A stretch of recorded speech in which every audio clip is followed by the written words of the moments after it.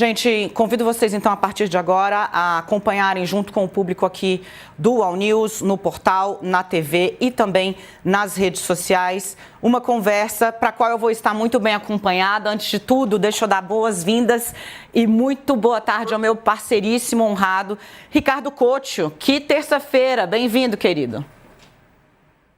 Boa tarde, Daniela, boa tarde, ministro. Muito bom estar com vocês aqui. Muita coisa para a gente conversar e procurar entender, né? Bastante. E antes de mais nada, eu queria agradecer aqui a presença do chanceler, do assessor especial da Presidência da República para assuntos de relações exteriores. É provavelmente o mais graduado, eu diria, profissional de relações internacionais em atividade ainda no Brasil, respeitado entre os pares no mundo inteiro. Celso Amorim, muito obrigada por ter nos atendido.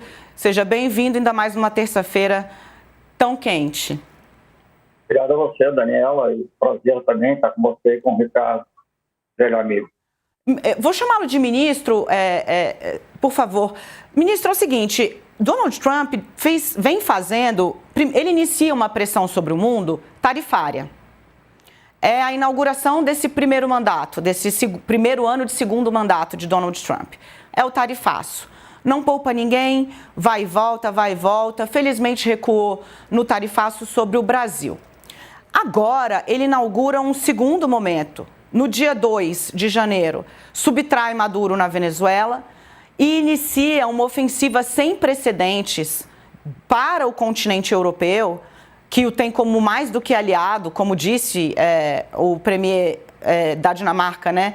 Tem como um amigo. Uma ofensiva que ela é tarifária e bélica na retórica ainda. O que é que desenha esse novo comportamento dos Estados Unidos sob um aliado que é histórico e a gente tinha como inseparável desde o fim da Segunda Guerra Mundial? Bom, eu acho que primeiro a gente talvez tenha dado uma importância menor que devia ao tarifaço, porque além dos problemas específicos para o Brasil, que evidentemente são muito importantes, eu vi que a minha imagem congelou aqui, mas enfim... Mas o seu áudio está perfeito, ministro, o seu áudio está perfeito, eu vou cobrir a imagem do senhor com Trump enquanto a gente ajusta a sincronia, mas a gente está ouvindo o senhor com perfeição cada palavra. Não só, digamos, a ação do tarifaço, mas a ideologia por trás dele é muito grave, porque ela é o fim da ideia de ter um comércio multilateral. Eu trabalhei muito tempo no governo Lula, primeiro, segundo, mas também antes disso, nas negociações comerciais, e a base de tudo, do antigo GATT, depois da Organização Mundial do Comércio, é a nação mais favorecida, quer dizer, para garantir, digamos, uma certa estabilidade e o mínimo de estabilidade, não diria nem de justiça, mas, digamos, de expectativas de estabilidade no comércio internacional.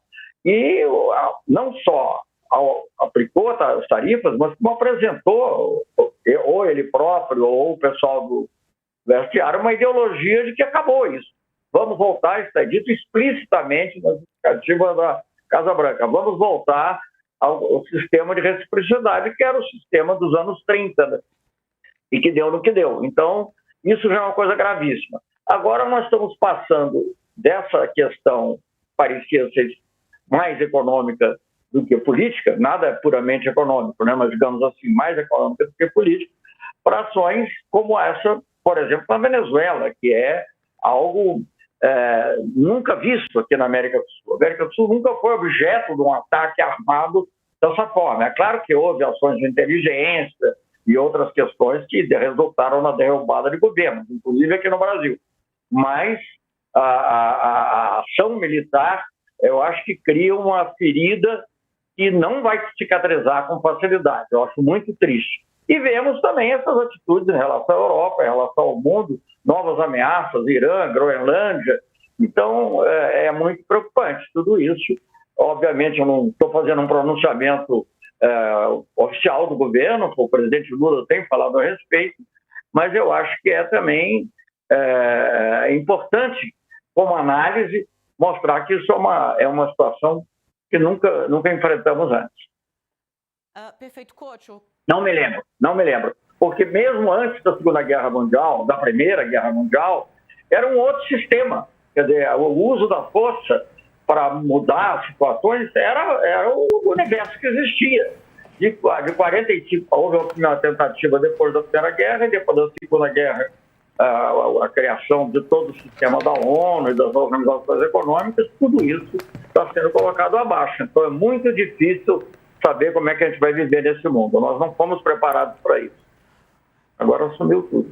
Mas a gente está vendo o senhor. Vamos falar, Couto. Estou vendo e estou ouvindo. Muito obrigado pela entrevista. Deixa eu perguntar uma coisa. Você que tem essa longa experiência aí no Itamaraty, 50 anos de diplomacia. 60. Se eu incluir atual. 60. Nossa Senhora, é o mesmo tempo que eu tenho de jornalismo, 61 anos. Você, pelo que você falou, você nunca viu uma situação parecida com essa. Agora, isso tudo me lembra muito o que aconteceu na Europa dos anos 30, né? De triste memória. Você vê assim também, quais são as semelhanças entre a situação mundial naquela época e hoje? Olha, eu acho que, digamos, uma dose muito grande de irracionalidade, de imposição do interesse próprio de cada governante, mas naquela época isso ainda era, digamos assim, uma ressaca do que havia do período, do ponto de vista geopolítico. Não estou falando dos governos internamente, embora, claro, que as duas coisas estejam ligadas. Era uma ressaca do que havia antes, quer dizer, que era a lei do mais forte, né? Que o Hobbes definiu, é a guerra de todos contra todos, e a Europa viveu nesse sistema até o final da até a Primeira Guerra, tentou melhorar com a Liga das Nações, o mundo junto com ela, e, sobretudo, depois da Segunda Guerra Mundial, em que foram criados não só as Nações Unidas, mas também foram criados os organismos financeiros, econômicos, internacionais, que a gente critica muito, mas as regras eram talvez imperfeitas, mas melhor com elas do que sem regra nenhuma. Essa é a situação que eu vejo hoje. Agora, comparar, digamos, internamente, eu acho um pouco diferente a situação, mas isso exigiria, digamos, quase que um estudo psicológico dos líderes, que eu acho que não é da minha competência. Gente, o ministro Celso Amorim falou agora, regras são importantes. Elas podem não ser perfeitas, mas um mundo é melhor com elas do que sem elas. Ministro, mais cedo, a Ursula von der Leyen, que o senhor conhece muito bem, pessoalmente inclusive, presidente da Comissão da União Europeia, falou em Davos. E ela vai em um ponto muito semelhante ao que o senhor tratou nessas duas primeiras interações. O senhor fala, talvez nós tenhamos subestimado o tarifaço, porque ele já era uma tentativa de acabar com o multilateralismo e regras importam. Ela une essas duas ideias ao dizer que a União Europeia fez um acordo com o Trump sobre as tarifas e que ele não foi cumprido.